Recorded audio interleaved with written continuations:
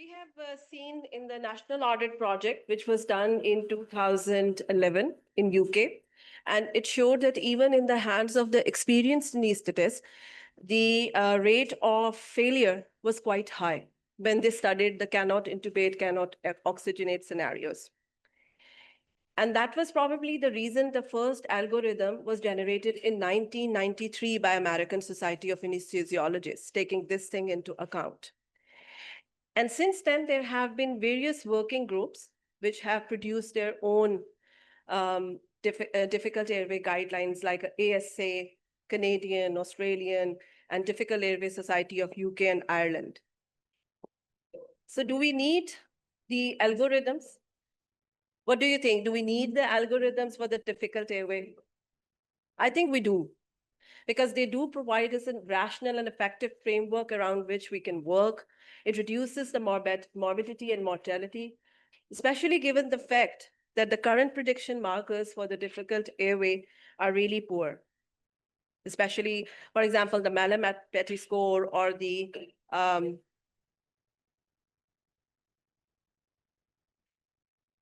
mouth opening and other things on their own, they have a poor predictability for difficult airway. So if you look at that woman, Elaine Bromley, how many of you know about Elaine Bromley? Actually, no one knows. It's interesting. So if you, all right, you know about it, good. So people who have attended the airway workshops and airway meetings, this lady is popular because of an unfortunate event. If you look at her, does she look to have a difficult airway? Does she? She doesn't have a receding chin, but maybe a little bit pointed chin. But she had an airway assessment done. So she actually presented for her surgery in 2005 in one of the UK hospitals. And it was an elective surgery. Sorry, I have to go up, sorry. आप इसको ऊपर ले जा सकते हैं?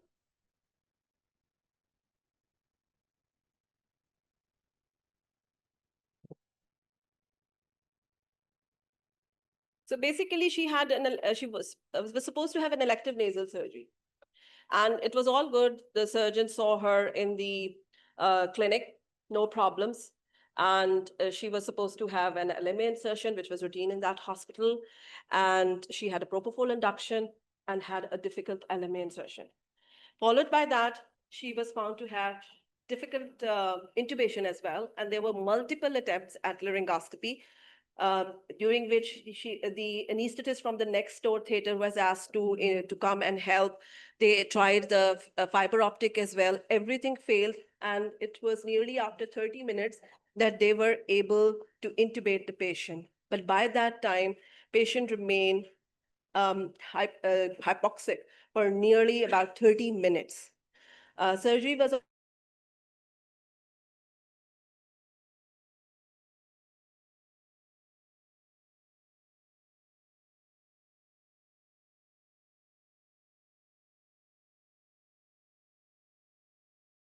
done. And what coroner suggested was that a change of approach was required rather than repeated use of same technique which has failed multiple times. And they suggested that the physicians or the doctors should have focused on oxygenations, but they were fixated on intubation. So Elaine Bromley's husband, Martin Bromley, he was a pilot by profession, and he was surprised to find out that pilots are trained to expect human errors, but doctors are not. He didn't sue the hospital or the doctors, and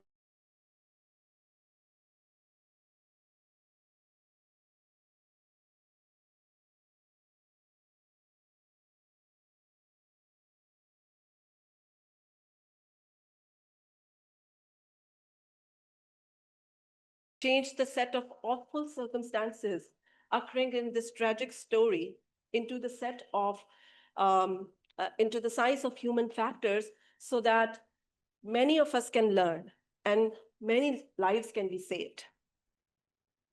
Fortunately, the anesthesia community was the first one to embrace the idea of human factors. And to understand that a sustainable outcome is associated with human factors. But are the human factors only thing which are important? And are the guidelines only the thing which is required for a safe outcome in airway management? No, there are other things as well. So because guidelines are just guidance, but they are never a substitute for clinical judgment. That is first thing. Talking about human factors, the human factors are important at all the levels, individual levels, team level, organization level. And we have to consider the fact that every adverse event is unique in its own way. And the outcome of that event is actually uh, is, is gathered by the fact that what was the patient comorbid condition, what was the urgency of the surgery, what was the skill set of anesthetist, and what were the resources available at that institution. And that's why the Difficult Airway Society recommends that the complexities of a difficult airway management are so diverse that they cannot be instilled or distilled into a single algorithm. And we as physicians, we have to design the systems. We have to focus on the systems to minimize and mitigate inevitable human factors. So instead of blaming the individuals, we should focus on the systems. And that requires a lot of didactic teaching and training. And that's why we all have gathered here. That's the purpose, isn't it?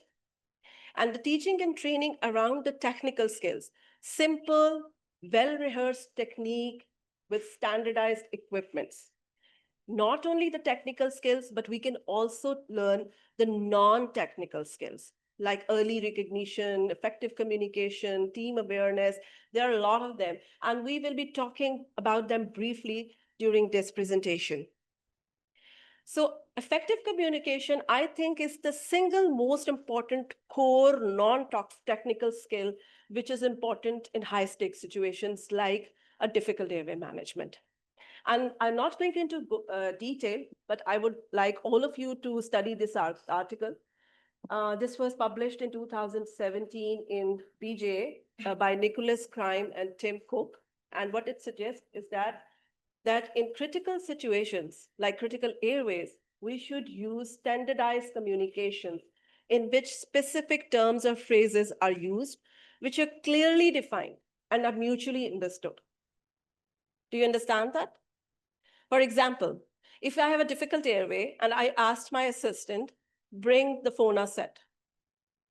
Somebody might say, bring a Creco set, or I need a Crec. So there are different things said in a different way, and it is not necessary that they are mutually understood. So we should use in difficult situations a standardized language which everybody in your team knows. And talking about team, the situational team awareness is very important. We as anesthetists, we never work alone. We are working with the surgeons, nurses, anesthesia technicians. So it is important that we are aware of what is happening to the other team members, so that which is relevant to our roles and responsibilities. And if I am having a problem, having a difficult airway in OR or emergency or ICU, my rest of the team members should know what is happening. And for that, communication is important so that we are all on the same page. There are no surprises, and we provide a safe environment where everyone can speak up. For example, in Elaine Bromley case, you must have noticed that they never thought about the front of neck access. And remember, it was an ENT surgery. ENT surgeon was just outside the theater, and he was actually looking inside, but nobody told him what is happening. The nurse at one stage brought the Fona set, Creco set, but the doctors the anesthetist didn't pay heed to it. So team awareness is really, really important. And I always say that it's a James Recent quote, he was a psychologist, that like achievement, accidents are also team efforts.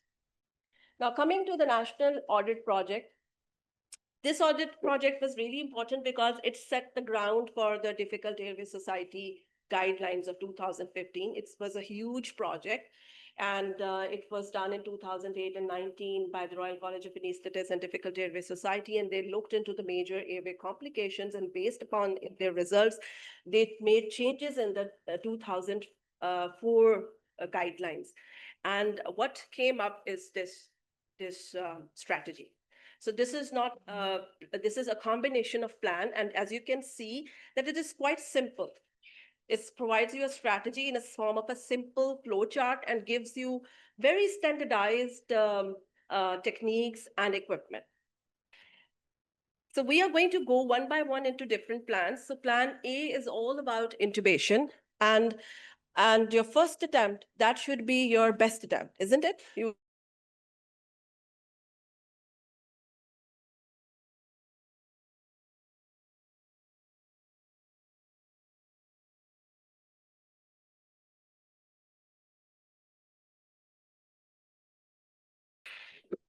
Sorry, pre-oxygenation and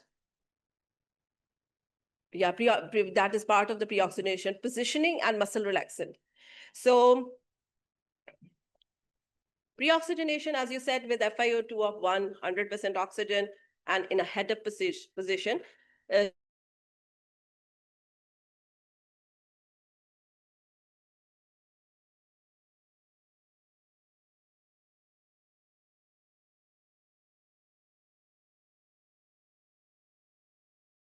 wall. So sitting up, pre-oxygenation, 100% oxygen. And if your patient is obese, always use ramping. So there's special ramping pillow available. And the whole purpose is that your head, neck, and thorax are positioned in such a way that your external auditory meters and suprasternal notch are horizontally aligned. And if you do not have a ramping pillow, that's not a problem. All the hospitals and the ORs have a lot of sheets and towels, so you can use them to achieve this ramping position.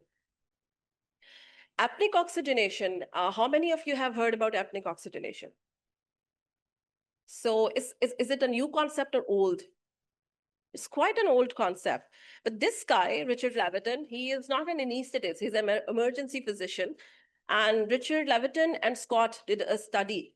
And what they found out that if you use a nasal oxygenation, during the emergency airway management, it extends the duration of apnea without desaturation by improving pre-oxygenation.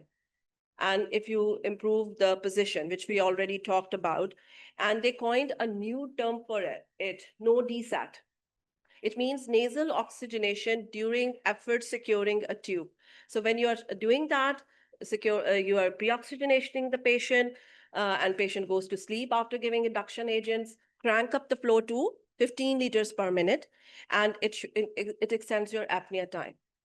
But with help of technology, we actually moved up with the flows. And with this device, we are able to give 30 to 70 liters per minute of nasal oxygen, which is obviously quite a high flow, isn't it? But if you humidify that gas and you warm it up and you need special prongs, nasal prongs, you can give that much flow to a spontaneously breathing patient. And that's what they are doing in ICUs nowadays. So this equipment is called OptiFlow, and it is used in obese patients and patients with difficult airway with success. So there is again someone who came up with another idea. So why not use instead of spontaneously breathing patient, why can't we use it in the anesthetized patient, apneic oxygenation? So Anil Patel, he is a leading member of Difficult Airway Society. He came up with a new term, Thrive. Thrive means it is actually a combination of apneic ventilation, CPAP, and apneic oxygenation. And it means transnasal humidified rapid insufflation ventilatory exchange. And it increases the apnea time in patients with difficult airway. So his initial study in 2015 was on only 25 patients with laryngeal surgery who had difficult airways and came with stridor, and 12 of them were obese. And what they found out that even after an apnea time of 17 minutes, there was no desaturation below 90%, which is great, isn't it? And then Usually when we are oxygenating the patient, the carbon dioxide levels we cannot control. But with this technique, the rate of carbon dioxide rise was quite reasonable. It was 0.15 kPa per minute. And that's how we can improve.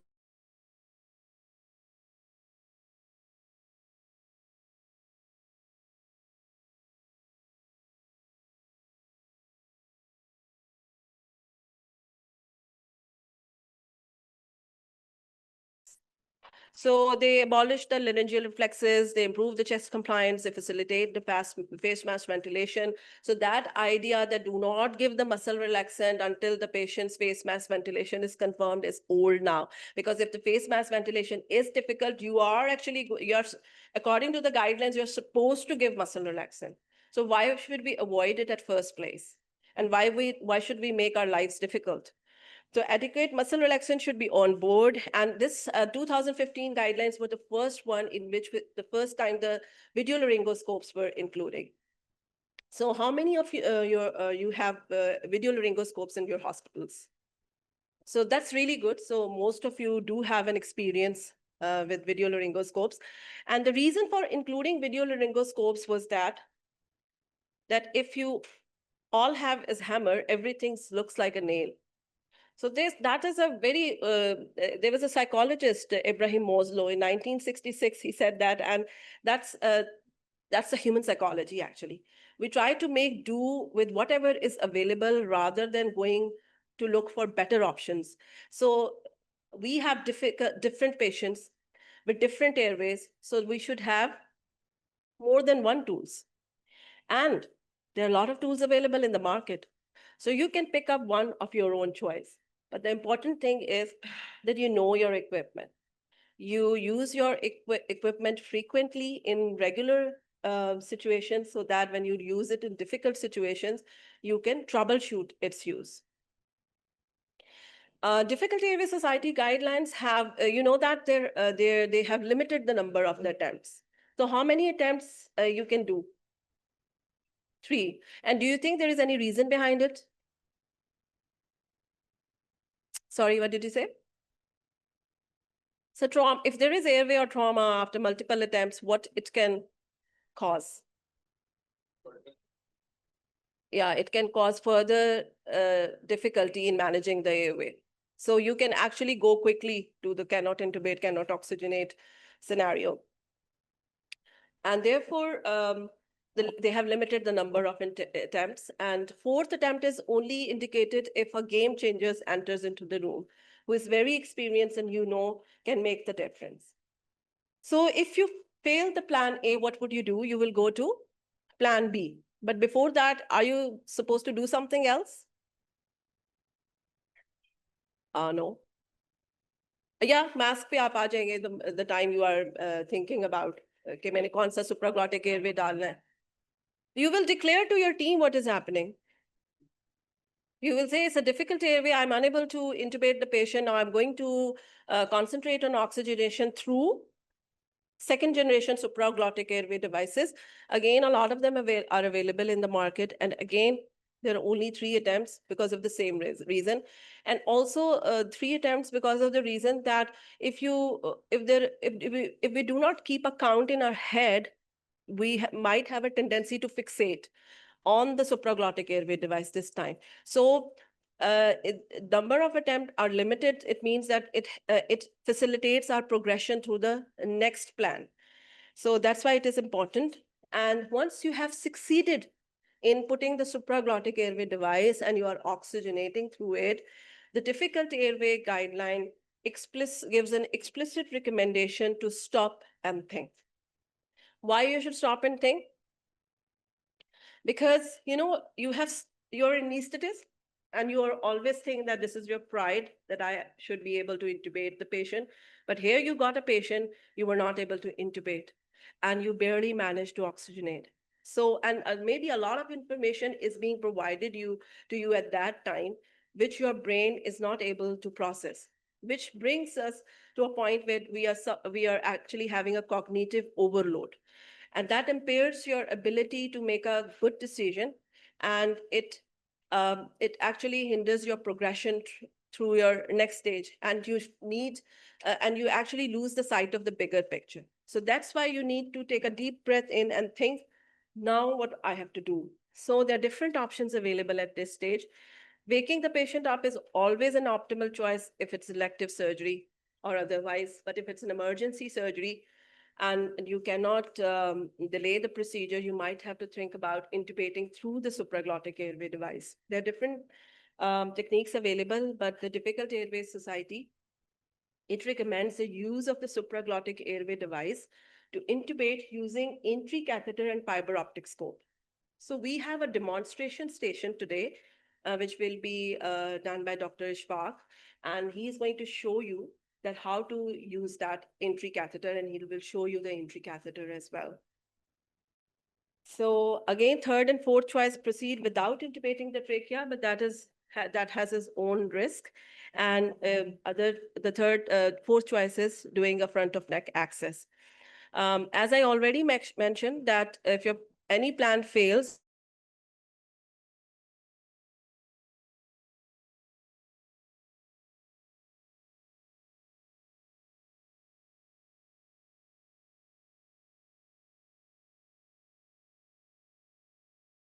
yourself fixated on one thing. So plan B fails. What will you do? Plan C. And what is plan C? You're coming back to face mask ventilation, but this time with a different intent.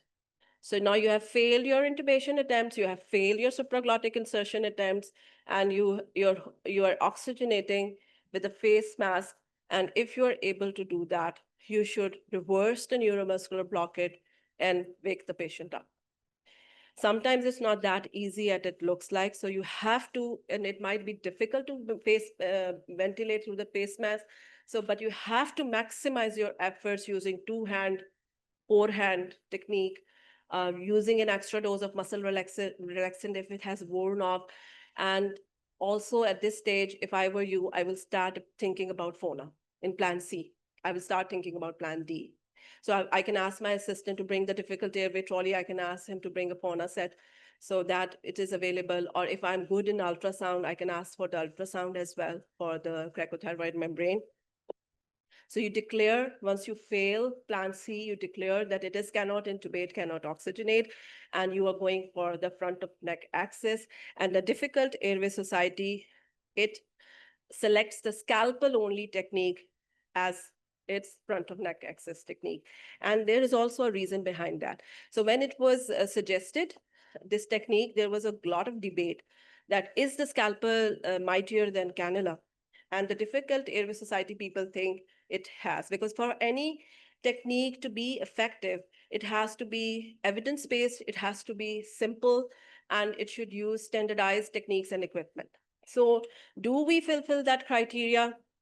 So there is a lot of evidence, and most of it comes from the NAP audit data of cannot intubate, cannot oxygenate. About 2.9 million general anesthetic given in a year, 133 serious airway complications, 58 attempts at cricothyroidotomy, 100% success by the surgeons using scalpel, 37% success by the anesthetists using cannula.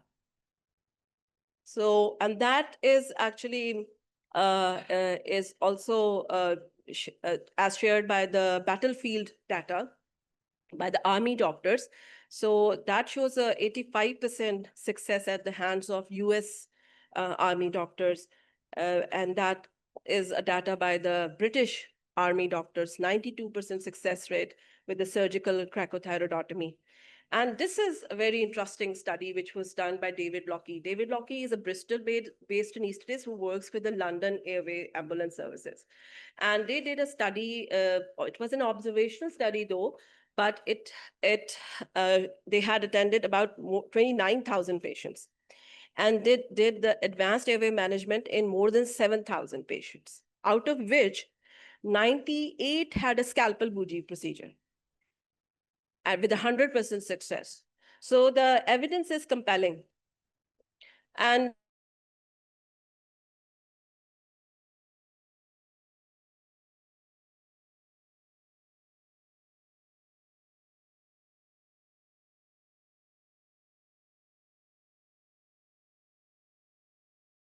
you're going for needle cracothyroidotomy, that is the equipment you are looking at.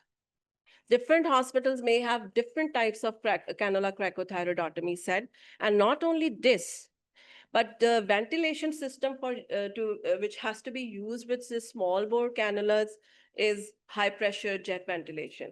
And this is also not without its morbidity. I'm not going into the detail of that, but it's not simple at all. But no debate is complete without listening to the other side. And I will be a bit biased. I'm not going to talk a lot about the other side, but there is few data in the favor of cannula cracks as well. So this is Andrew Hurd. He is anesthetist from Australia, and he is of the opinion that anesthetists are not good using scalpels under stress. And therefore, in a stressful situation, small bore needles should be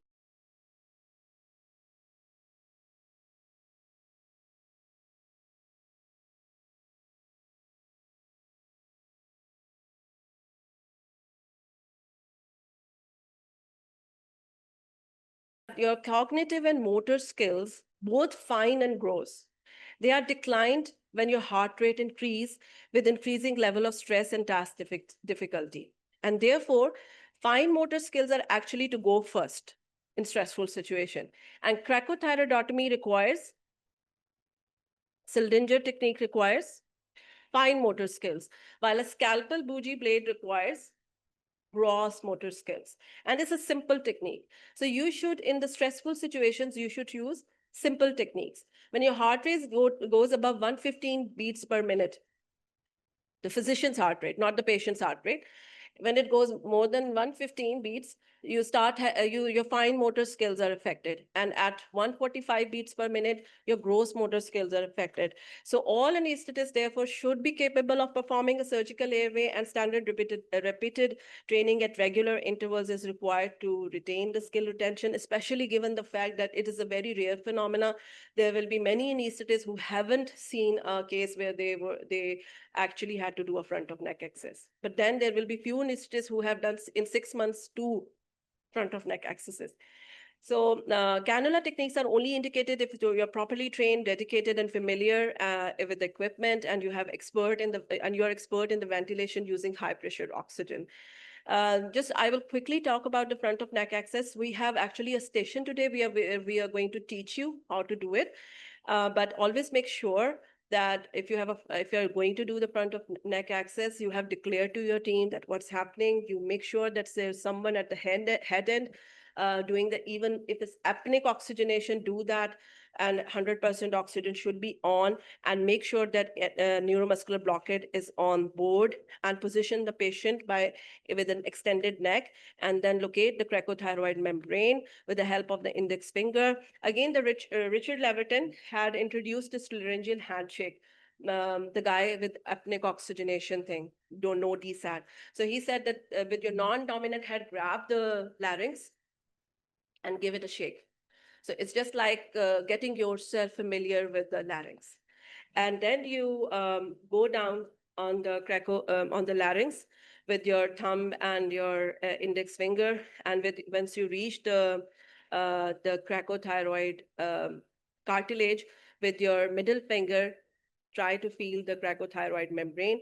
Once you have done with your non-dominant hand, you insert the scalpel size 10 which is in your dominant hand, and give a horizontal stab incision, and rotate the blade 90-degree, and then change the hand so that the scalpel comes in your non-dominant hand.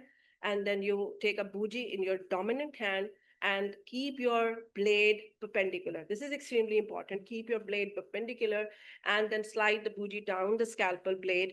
Advance the bougie until you feel the tip is held. And then you slide the tube over it, and there's just 4 steps. Stab, twist, bougie, tube, right? And if you have a neck like that, everything is hunky and dory. But if you have a neck like that, you're in trouble. So not all the time front of neck accesses will be your choice. And you have a difficult technique for that. I'm not going into detail of that one, but you give a vertical incision and then do a little bit of dissection around that incision. Ultrasound is a great help if you are trained to use it in difficult situations. And we have an ultrasound station today as well, and a talk on ultrasound by Dr. Tahir Akbar after this. And then the third thing which we talked about in the debate was the standardization. So it uses the standardized equipment, and we have a difficult airway trolley in our own department as well. And you can always introduce such kind of difficult airway trolley as your task in your own ORs, where you have your trolleys marked in this way: plan A, plan B, plan C, plan D, and then that includes all the equipment which is required in a difficult airway. And this is your prepothyroidotomy or FONA set. So that brings to my last slide that effective airway governance is not easy. And it consists of many discrete steps, and guidelines are just a part of it. Important thing is to introduce that guideline into comprehensive airway skill training program through the technique and the equipment, which are simple, well-rehearsed, and standardized. Do not forget about the non-technical skills. We can all learn them, and you have to practice. The more you sweat in peace, the less you bleed in war. Thank you. So, Hanji.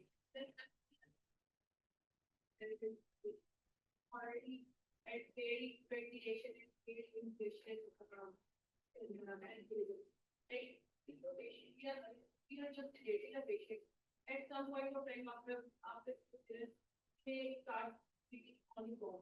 But if you paralyze the patient, you already have gone with the unable to ventilate, unable to chronic airways, right? Then it's paralyzed. The patient just off the table. No, are you talking about plan C? So if you are in plan C, remember in plan C, you have the option of waking the patient up. It's when you are not able to oxygenate the patient. Patient is spontaneously probably making a few breaths, but his saturation is around maybe 60 or 70%. You are not able to oxygenate through face mask. How will that patient who is hypoxic going to wake up with those few breaths? So if you are at this stage, which is your plan C, you can always wake the patient up, but you have to make sure the patient wake up with a good saturation. It should be at least 88, 86, something like that. And he will wake up when the saturation is good. 70, 60% at patient is not going to wake up at that low saturations.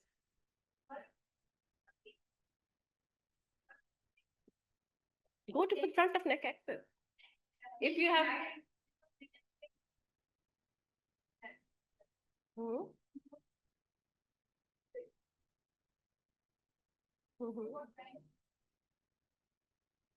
At what stage you are talking? Plan C. At plan C, if you are not able to wake the patient up and you're not able to oxygenate properly, you will keep the 100% oxygen on, and you can give any muscle relaxant. Atracurium is available. You can give atracurium at that point. Because this is what we have been trained. We have been trained for years that if you are not able to ventilate the patient without atracurium, then it doesn't make any difference. If you give atracurium, then you might be able to ventilate the patient. But our mind is not able to get that concept, because for the years we have been taught like that if you give muscle relaxation, patient is not going to come back to his own spontaneous breathing.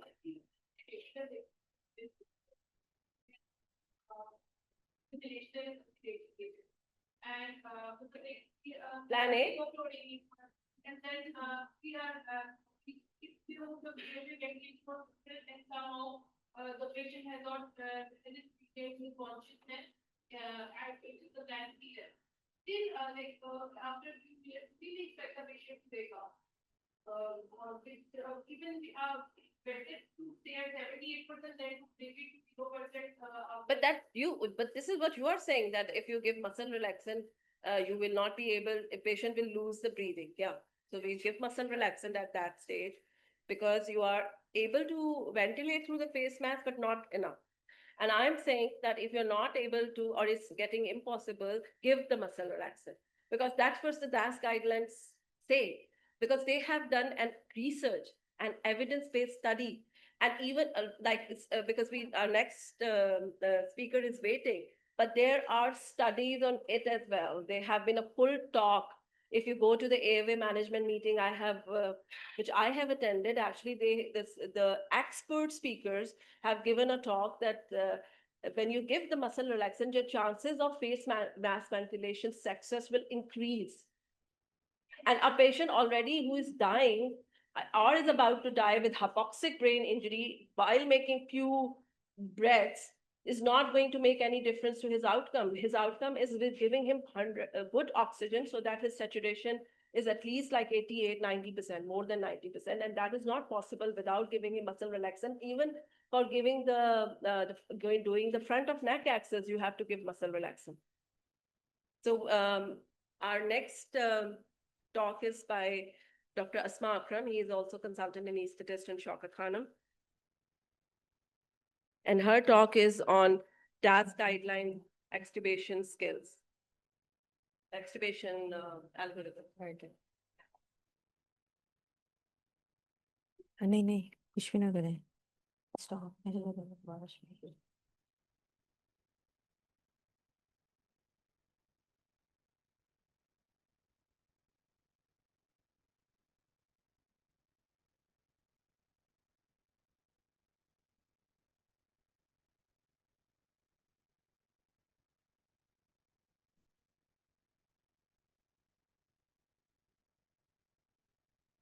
Assalamu alaikum everyone.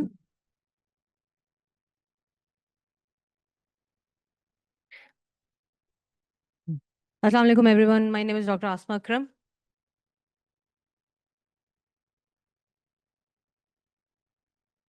अच्छा आप लोगों को थोड़ा सा हौसला दे दूं during the hands on session you will get plenty of time to ask questions with your facilitators तो इसलिए बिल्कुल भी एप्रीहेंसिव ना हो आपको पूरा मौका दिया जाएगा सवालों जवाबों का ठीक है so I would start from why do you think planning extubation is important anyone Definitely, because when we have tubed the patient, we feel so excited, isn't it? We sometimes, I don't know. Well, okay. So when we tube the patient, we feel so excited. We feel so accomplished that we have saved an airway. And especially in the scenarios where there was an unanticipated difficult intubation. So you will feel like you have won the trophy. But hold on, you need to plan the extubation as well, or you have to make a plan. Either you're going to extubate the patient or not. Okay. So why do we need to plan the extubation? We need to plan the extubation because it's written here, and I'll speak out as well. NAP 7, which is National Audit Project 7, showed that it actually recorded the cardiac arrest happening in the Great Britain and Ireland, and it said that when over in 24,000 cases were surveyed, 881 cardiac arrest and 358 deaths were identified. Okay, and then it says that 30% of them happened after the completion of surgery. So 36 of the airway management related cardiac arrest. Airway management related cardiac arrest, what does that mean? So it means either the patient had hypoxic brain injury or patient got hypoxic to the extent that he died during the induction of anesthesia while you were trying to tube the patient, or once you have extubated the patient. This is NAP4, which was exclusive to the airway findings, and it says the major airway complications following extubations were responsible for approximately 1/3 of reported cases. That's huge. So like when you are talking about intubation, extubation is equally important. And it says that 1/3 of the reported cases where you have the airway mishaps, your extubation was the important part. Okay. So how do you decide then that how would you plan the extubation? Okay. So the most important thing is that first thing you need to decide, am I going to extubate this patient or not? Okay. So that's why the DAS ask us to stratify each and every patient which you have tubed. Please keep your phones on silent and stop moving your chairs around. because everybody gets its ups. Sorry about that. Okay. So you have to risk stratify your patient low and high risk. And low risk patient will be anyone. Dr. Taiba, please help us. Who will be low risk patient?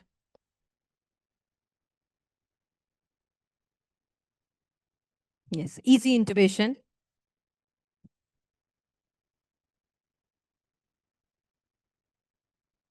Definitely. So there are few things which we, on the basis of what you will be stratifying your risk. So first thing is that the patient was, for example, ASA 1, 2, 3, and you knew right from this beginning that the patient has normal airway. You had no problems while intubating your patient. So this is one thing. Second thing is you anesthetize the patient for the planned surgery, and only that planned surgery has happened. Nothing has changed. Like you anesthetize your patient for a laparoscopic cholecystectomy, and then you were planning to extubate him at the end, and nothing has happened, so you're going to extubate the patient. Or second thing is there's something has happened during the laparoscopic cholecystectomy. Patient went into cardiac arrest. Patient had aortic bleed because of the rupture or something, or there was an pneumothorax, or there was something emphysematous changes has happened. So, or you got difficulty in intubation, difficulty in ventilation of the patient, and now patient is hypoxic. So something has happened during the procedure. So that would hinder, that would make you change your planning. Okay. So third thing, anyone? So anything. So as I said, there will be something which will make you change your plan. So one thing which is going around the plan, that's fine. You have intubated ASA 1 patient for a simple procedure. You have planned to extubate and you will extubate. That is the safe extubation. Now we'll jump on to the things. What will make your patient to have a high risk intubation? So there is a beautiful table here, which is very crowded. Actually, I'm sorry about that. So why would you be thinking that this patient is high risk of extubation? Either there is something wrong with the anatomical changes which made it difficult for you to intubate at the first attempt. Okay. Then, and we all know that I won't take very much long so that you can have the time on hands on as well. Okay. So like multiple attempts were done. There was difficult intubation. There is something wrong with the airway. There are some diseases, like some has crooked neck already, somebody has kyphosis already. So these are the anatomical changes which make it risky for them to have extubation. Okay. Physiological changes, something has happened during the procedure like hemodynamic instability, patient has gone hypoxic, or he is at the end of a laparotomy, his airway was fine, but at the end of laparotomy, he is hypercapnic, he's acidotic. So you still need to think that either you're going to extubate the patient or not. Anything like you, so it or something unanticipated has happened, like anatomy and anatomy was fine, but something unanticipated has happened. Okay. Other than that, so this is all the same things. Like, so I'm sorry, the flights are okay. So the other few, so some more clinical considerations, like in rheumatoid arthritis, you expect that there is an involvement of the joints, and then there is involvement of the joints of the larynx itself as well, that can result in problems for you. Okay. High risk surgical procedures, head and neck thyroidectomy, carotid endarterectomies. Like if somebody had done an open carotid endarterectomy and now the neck is too much swollen, that it is not safe to extubate the patient. Now we'll go on to, is everybody clear? Why we'll get a low or high risk extubations. And then DAS advises us, it gives an guidelines that how would you proceed for a safe extubation in a low risk patient and safe extubation in a high risk patient. Okay. So first we need to learn how are we gonna, it won't give me an option to, okay. We'll just go back to the simple principles. How do we prepare our patient for extubation?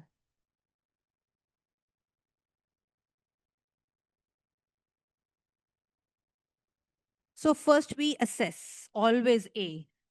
First we assess all what we have said. Is it safe to extubate? So that includes all those things which I have mentioned, that the physiological parameters, anatomical problems, any procedure related problems, any patient related problems. So we assess all that. Okay, so first we have assessed, then we prepare. How do we prepare? We prepare an adequate positioning.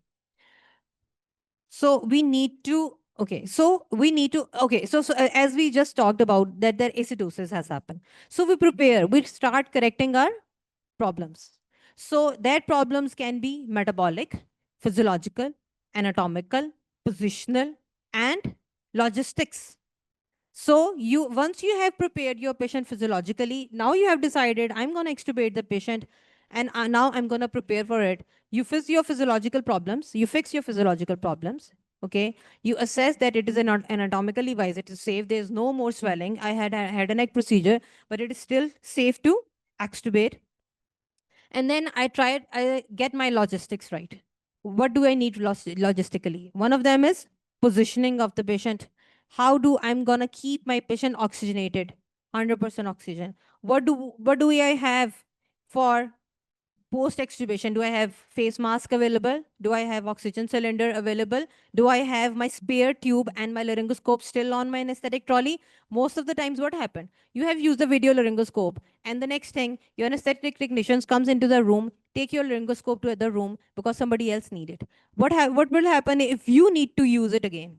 Because your patient can still be at risk of reintubation while you are extubating your patient. So always keep your gadgets there which you have used during the intubation. Because if same is goes with the PACU handover, you have to tell your anesthetic nurse or the person who's recovering the patient, I use this laryngoscope, this size of the blade, this tube, this stillet or this bougie to intubate the patient. Of course we have to keep in mind कि हमें उसकी sterility और उसकी जो contamination है उसको prevent करना है, because हम वो बूजी हर तरफ तो नहीं लहराते, ठीक है? So this is how you manage it. Okay, so if it's now we're going to talk about how agar once you have prepared it, now you are extubating a low risk patient. This is a crowded sorry, I could have zoomed it. Can everybody see it? Kind of. अगर किसी को नजर नहीं आ रहा तो glasses लगा लें, ठीक है? So plan 1, I'll use this. Okay, so it says assess airway and what does it say? General risk factors. Just hold for a second. मेरा पर्स है, उसमें मेरी glasses नहीं दे रहे, ये brown मुझे खुद ही नजर नहीं आ रहा.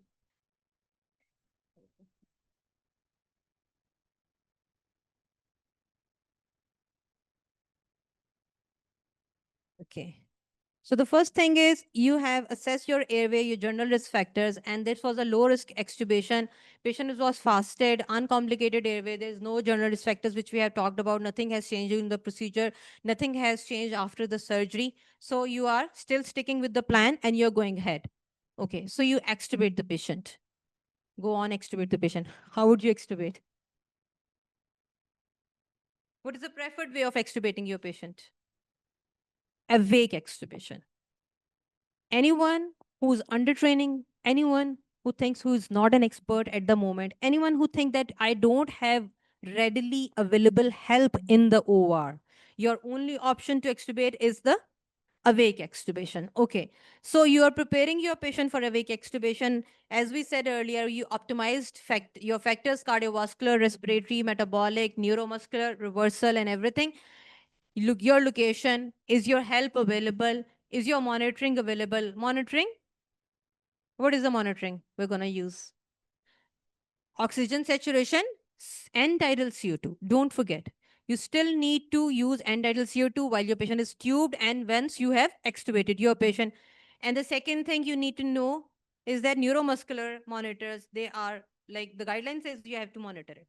If you have given muscle relaxant to your patient, always use neuromuscular monitor to see if your patient is adequately reversed or not. Okay. Equipment, as I said earlier. Okay. So we have checked everything and now we know that patient can be extubated. If you see on the step 3, it says a deep extubation. So deep extubation would only happen if you have the techniques to do it, which you will learn in your hands-on station, and I can briefly say it here as well. And then you have experienced hands available, and then you have vigilance of monitoring until the patient is fully awake. So like if you deep extubate, you can't transfer your patient out to the PACU or the ward in some cases. So you have to monitor the patient until patient is fully awake. So your job is not done. Okay. So if you want to go earlier, don't extubate your patient deep. If you want to hand over, don't do deep extubations. Okay. Okay. So the awake extubation, if you just concentrate on this small box here, so how would you do awake extubations?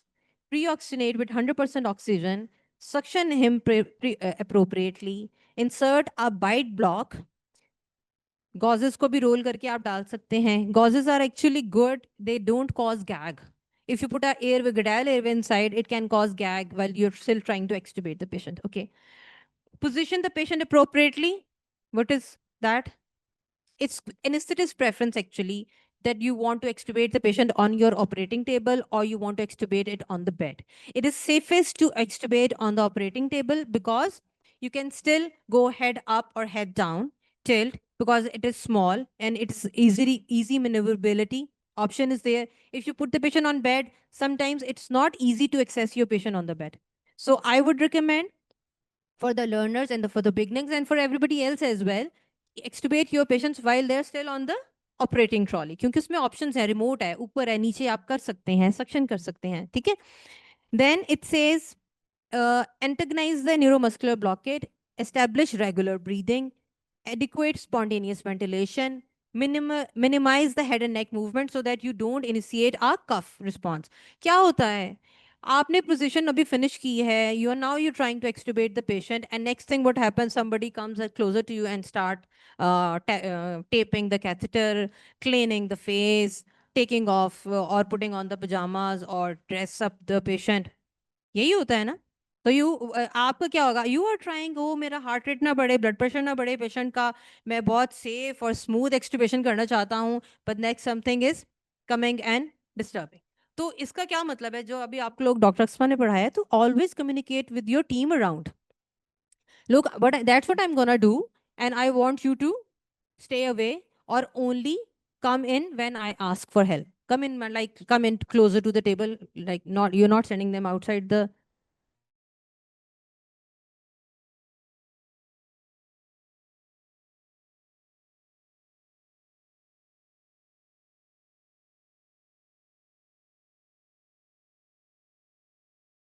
Remove the tube.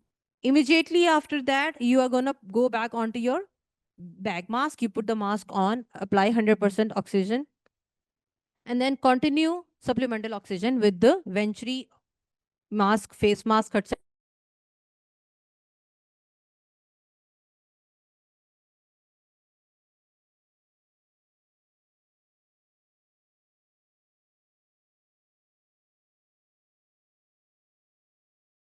Risk extubation, somebody would like to summarize? Dr. Sama?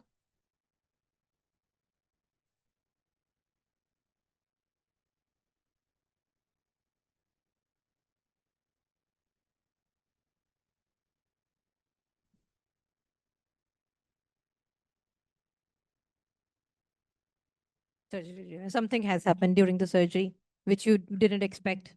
Okay. So this is very important to know, that how would you proceed with the high risk extubations? The basics are the same. You need to assess, you need to plan. Okay. So how are you planning? Assess the airway and general risk factors. And then you came to know, okay, this is an at-risk extubation. The factors which they have beautifully summarized, it depends on ability to oxygenate is uncertain. That if you extubate your patient, how would you oxygenate your patient? And there's a potential re-intubation chances. कोई surgical example दें जिसमें के simpler procedure है, nothing has happened perioperatively, but you will still be needing to re-intubate the patient. Retrosternal, though, you would expect. But even in the simpler thyroidectomies, sometimes you have to reintubate. So always think, if I'm extubating, am I able to reintubate?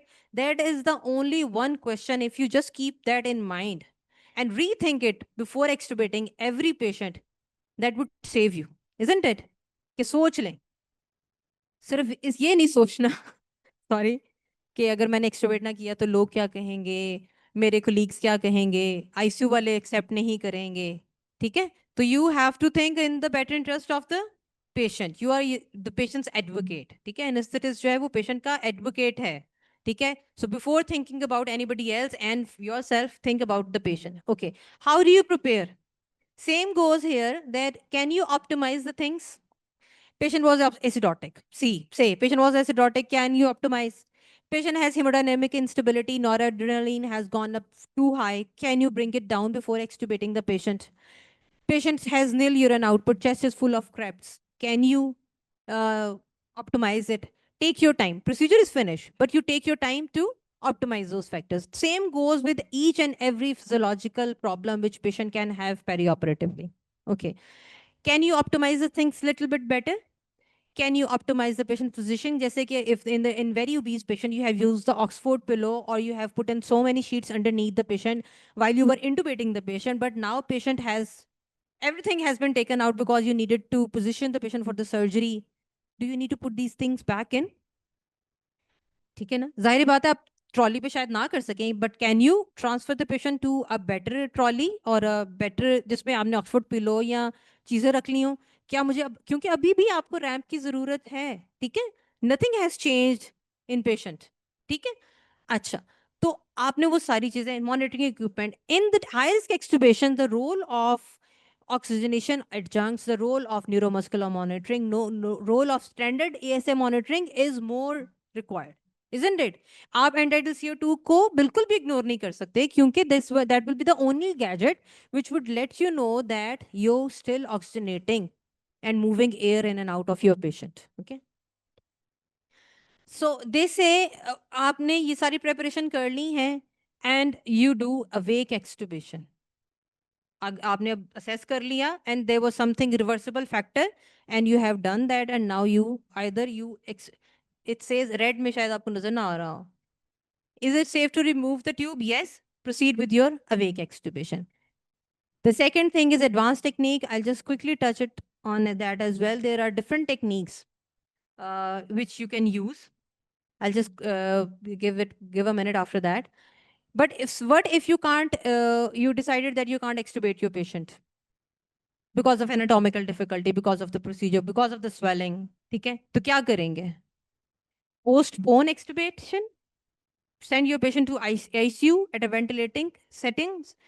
Definitely you have a plan, कुछ set हो जाएगा, मतलब edema settle हो जाएगा, patients की oxygenation better हो जाएगी, ठीक है? और if there is nothing which can be fixed, you have to proceed to the tracheostomy. So you have to plan it well ahead. Say if you had a can't intubate, can't ventilate scenario, or if you had a difficult, unanticipated, difficult intubation scenario, तो आप क्या करेंगे? आपने उसी वक्त plan कर लिया, surgeon अपना काम कर रहा है, but you need to know that do I have ENT in house? If I don't have ENT in house, can I send the patient to the ICU, or can I do the needle cricothyroidotomy? You have to do something, na? तो ये चीजें आपको पहले से plan करनी पड़ेंगी.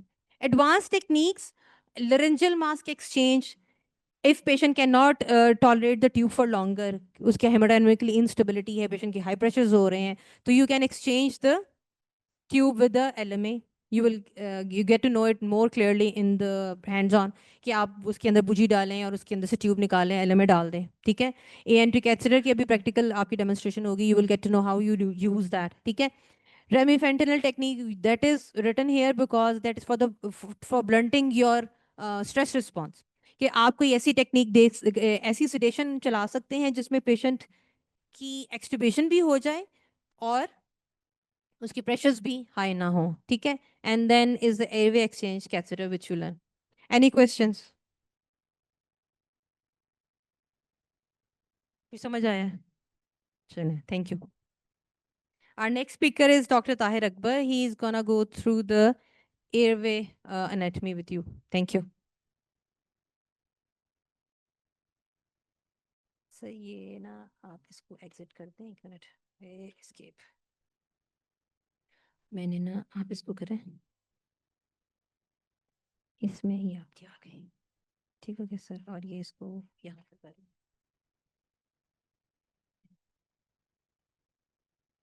Thank you, Dr. Asma. Assalamu alaikum and good morning. मैं देखना चाह रहा हूँ कितने लोग सो रहे हैं कितने जाग गए हैं.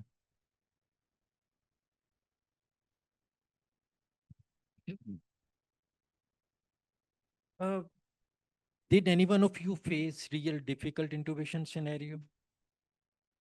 Anyone? Yes. It was just difficult intubation or can't intubate, can't ventilate scenario? Patient बच गया था? Good. Thank you very much.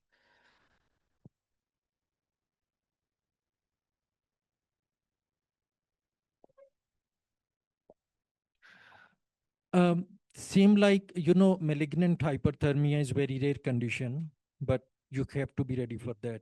Every institution should have dentrolin, ideally. It is not practically, but ideally. Because if it happens, you should be ready with your drugs and your techniques.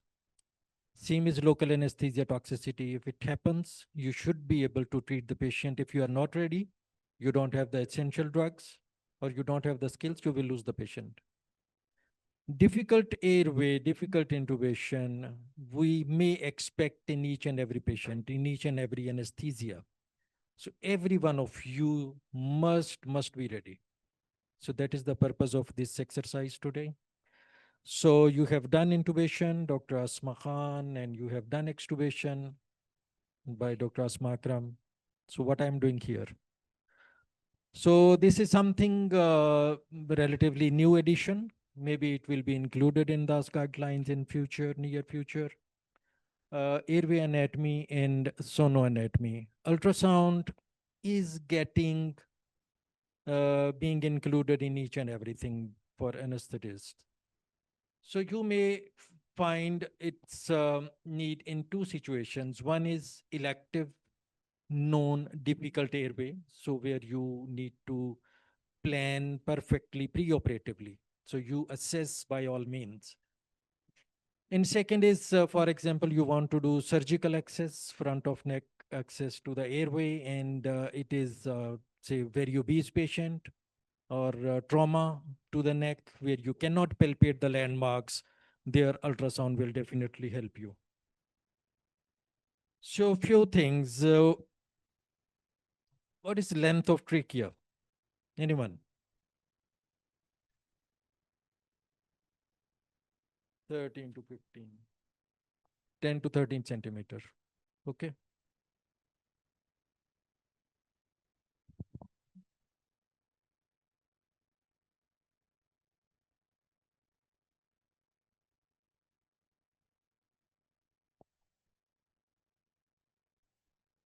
Now trachea starts at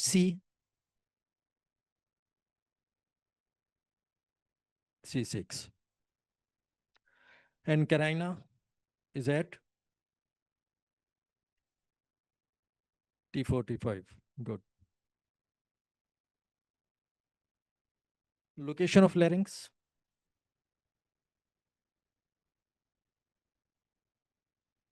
C3 to C6. How many rings in trachea?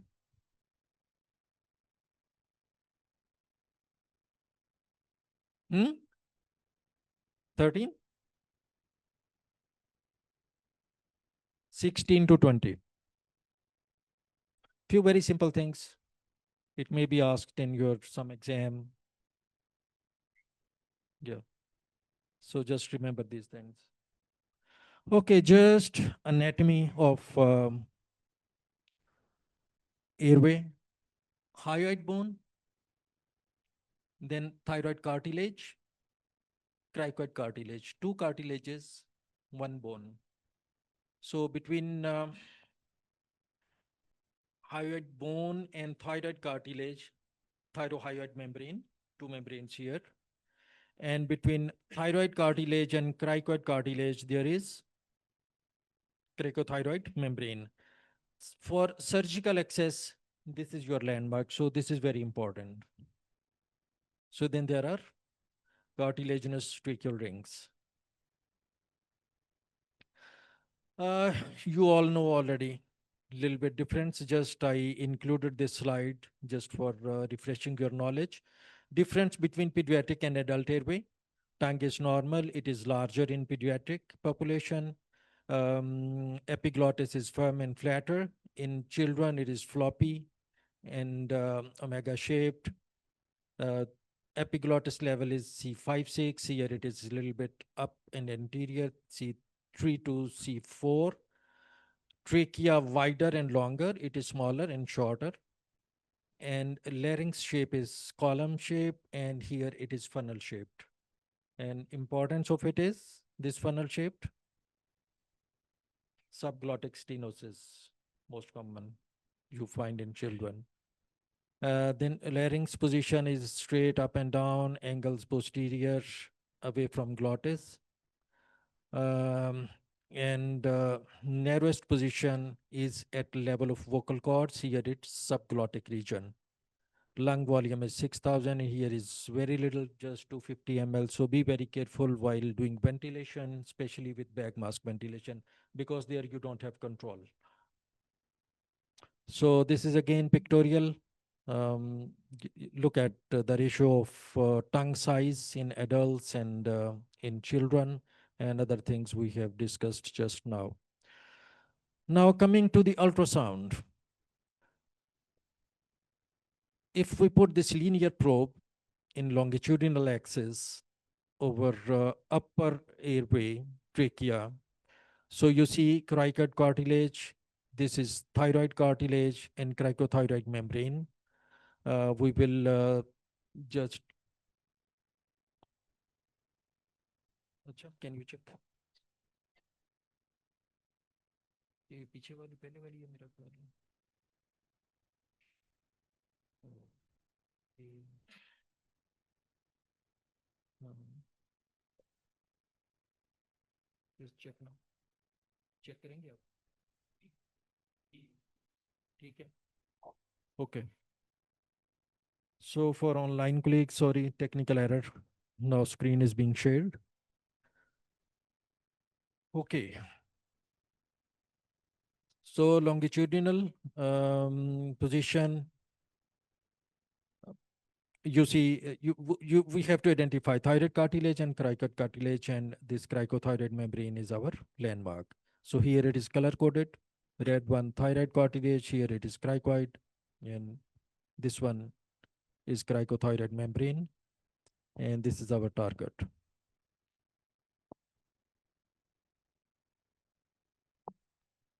So now again, the same things here. Here are the cricoid cartilage, this again thyroid cartilage, and there you can do the surgical access. Now again, diagrammatic, how you see, we will see in practical stations. You see the tracheal rings like this because these are cross sections. So this white line is just reverberations. It is artifact, which you see on ultrasound image. But mainly this hypoechoic region, this is thyroid cartilage. This hypoechoic region is cricoid cartilage. And this is prominent with the color coding.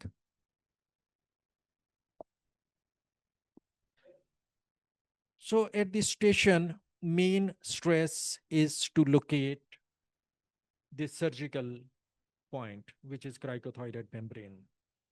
But for example, you have difficult, this is very important in emergency situations. If patient is very obese, if there is trauma to the neck and there is edema, there is bleeding, you cannot palpate, so you can identify with ultrasound. So now, for example, your patient is known possible difficult airway, history of difficult airway, or there is tumor mass there. So you can make an assessment. Now you need a curvilinear probe. This is suprahyoid view from hyoid bone to mentum of mandible. What you can see, hyomental distance you can calculate. You can calculate tongue thickness. So all these components are important in determining whether airway is difficult or not. Then comes the thyroid view. So at thyroid, you put this linear probe in a transverse position. So what you can measure the distance from skin to epiglottis. So again, this distance more, there's chances of difficulty in intubation. Do you know this neck circumference is also important in determining difficult airway? How much is more than? Yeah, more than 40. Y- Yes.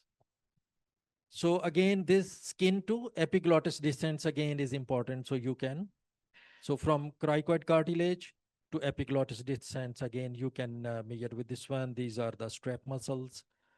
So now this is thyroid view. Through this view, you can see even vocal cords. So vocal cords are visible, thyroid cartilage, strap muscles. So this is cricothyroid view. You can see cricothyroid membrane. And this is a little bit artifacts, but below, when you do surgical airway, you through this view, you can confirm that you are in space. This is suprasternal view. With suprasternal view, you see this um,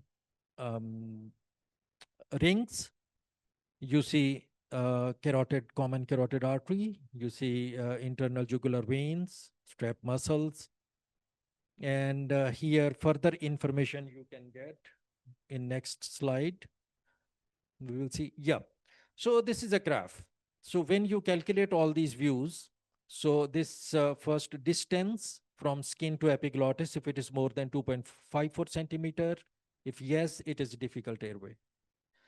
So other hyomental distance, if it is less than 5.25, or tongue thickness is more than 6.1, yes, it is difficult airway.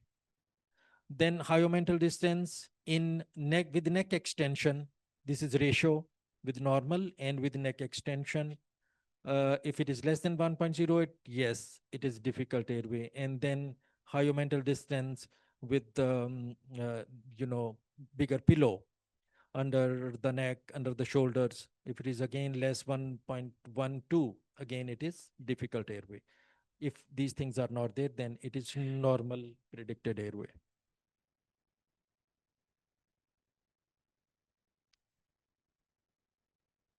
So again, suprasternal view, confirmation of endotracheal intubation. If your tube is in trachea, you see only one this image in trachea. If it is in esophagus, you see these two images, two arrow lines. So now if this is suprasternal again, if tube is inflated, you see the diameter will be more. If cuff is broken, or if it is deflated, it will be like this. And then subglottic, if there is a suspected subglottic stenosis, you can just again measure the diameter at subglottic level. So these are the different uses of ultrasound. But again, most commonly, you have to stress on this one for emergency surgical access to the airway. So this was all use of ultrasound. Still, it is at basic level. Maybe in future, we get more advanced level. So any questions in this one? All clear? Thank you very much.